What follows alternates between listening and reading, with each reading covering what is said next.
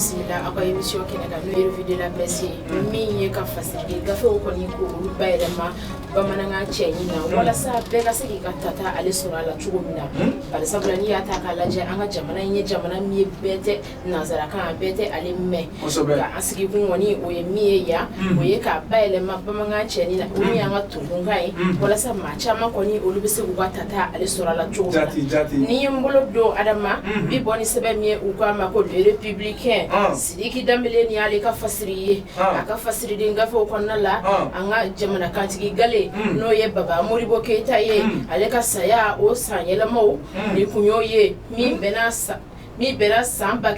ma 977 ma ɲinan kɔni o bɛnna o 46 ma o kɔni o hukumu kɔnɔna la an ka jamana kotigi n'o ye Shogɛlɛ ko Kala Mayiga ye ale kɔni a n'a ka maaw u y'u senfa biribiri ka se Amdalaye o feeresoba la